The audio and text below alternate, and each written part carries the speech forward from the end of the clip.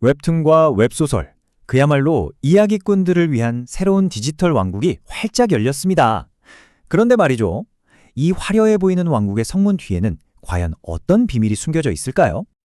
한번 생각해 보세요. 출퇴근길 지하철에서, 잠들기 전 침대에서 우리 손안의 이 작은 화면이 완전히 새로운 세상으로 통하는 문이 됐잖아요. 바로 이 점이 웹툰과 웹소설이 얼마나 거대한 팬덤을 만들어냈는지 보여주는 거죠.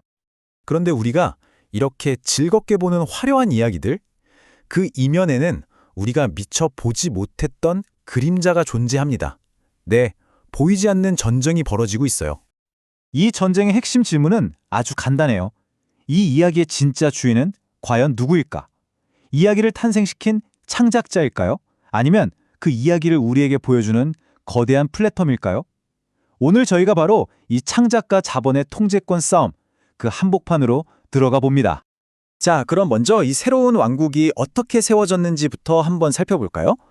디지털 플랫폼은요, 작가들한테 정말 이전과는 비교도 안 되는 엄청난 기회의 문을 열어줬습니다. 말 그대로 누구나 수많은 독자에게 자신의 이야기를 직접 선보일 수 있는 거대한 광장이 열린 셈이었죠. 그리고 그 결과는요? 와, 정말 놀랍습니다. 2020년 자료만 봐도 웹소설 시장이 무려 7천억 원, 웹툰 시장은 6천억 원을 넘어섰어요. 이건 그냥 콘텐츠 수준이 아니라 어마어마한 가치를 만들어내는 거대 산업이 됐다는 명백한 증거입니다.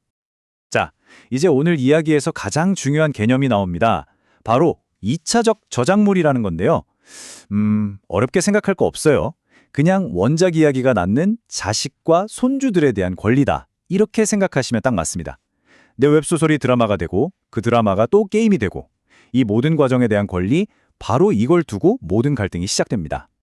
하지만 이렇게 눈부신 성장 뒤에는 아주 짙은 그림자가 있었습니다. 플랫폼이라는 거인이 막강한 힘을 가지게 되면서 창작자들은 이 왕국에 들어가기 위해 정말 혹독한 대가를 치러야만 했죠. 과연 그 대가가 뭐였을까요?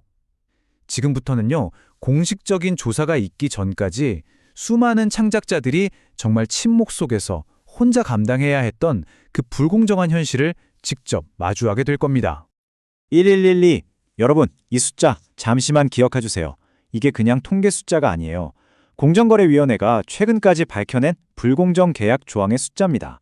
이게 무슨 뜻이냐면 작가들이 계약서에 서명할 때마다 이런 보이지 않는 지뢰를 하나하나 피해서 걸어가야 했다는 거죠. 자, 그럼 그 지뢰들이 구체적으로 어떤 것들이었는지 한번 볼까요? 예를 들면 2차적 권리 항목. 이걸 통해서 플랫폼이 계약서 딱 한 줄로 작품의 영화화 권리를 그냥 가져갈 수 있었던 거예요. 또 과도한 위약금 조항 보세요. 작가가 한 달만 연락이 안 돼도 선급금의 10배를 물어내야 한다? 정말 황당하죠? 심지어 내 작품으로 번 돈이 어떻게 계산됐는지 그 정산 내역조차 제대로 보여주지 않았습니다. 이건 정말 체계적으로 창작자의 권리랑 수익을 빼앗아가는 구조였던 겁니다. 하지만 이대로 무너지지는 않았습니다. 창작자들이 목소리를 내기 시작했고요.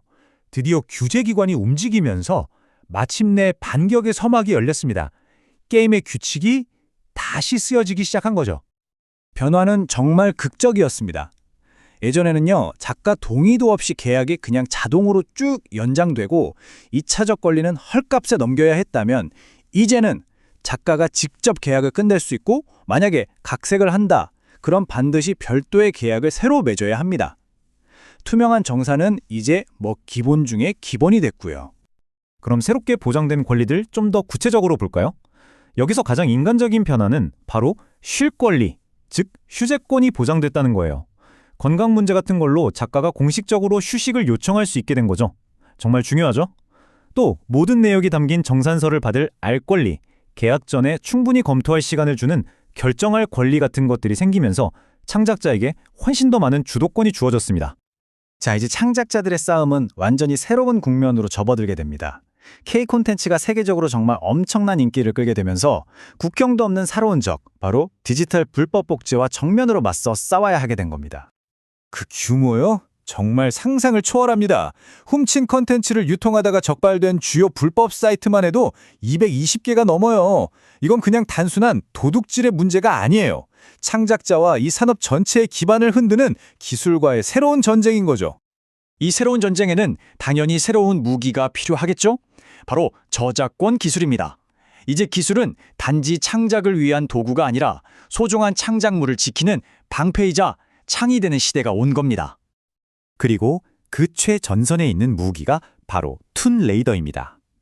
거대한 불법 복제 시장이라는 골리앗에 맞서는 21세기 다윗의 물맷돌 같은 첨단 기술이라고 할 수 있겠네요. 이게 어떻게 작동하냐면요. 정말 놀라울 정도로 간단하면서도 강력해요. 먼저 원본 웹툰 이미지에 우리 눈에는 안 보이는 고유한 사용자 정보를 살짝 심어 놓습니다. 그리고 웹을 쫙 스캔하다가 불법 복제본이 발견되면 머신러닝 기술이 이 정보를 역추적해서 최초 유포자가 누군지 정확하게 찾아내는 거죠. 근데 여기서 끝이 아니에요. 최종적으로는 불법 사이트 운영 자체를 막아버립니다. 그러니까 더 이상 지켜만 보는 수동적인 감시가 아니라 먼저 찾아내서 공격하는 방식으로 게임의 판도를 완전히 바꿔버린 겁니다. 자, 불공정 계약 문제, 그리고 불법 복제 문제까지 넘어왔습니다. 이제 우리는 훨씬 더 근본적인 질문에 도달했어요. 과연 성공에 대한 공정한 보상이란 대체 무엇인가? 바로 그 질문입니다. 아마 이 이야기는 많은 분들이 공감하실 거예요. 전 세계를 정말 뒤흔들었던 오징어 게임 있잖아요. 하지만 그 창작자는 최초 계약금 외에 그 천문학적인 성공에 대한 어떤 추가 보상도 받지 못했습니다. 이 사건 하나가 추가 보상권이라는 어떻게 보면 좀 어려운 논증을 우리 모두가 이해할 수 있는 현실의 문제로 확 끌어내린 거죠. 그래서 저희가 던지는 마지막 질문은 이겁니다. 하나의 이야기가 세상을 정복했을 때 그 엄청난 보상은 과연 누가 함께 나눠야 하는 걸까요? 그 이야기를 탄생시킨 창작자일까요? 아니면 그저 그것을 유통시킨 플랫폼뿐일까요? 창의성과 소유권의 미래, 여러분의 생각은 어떠신가요?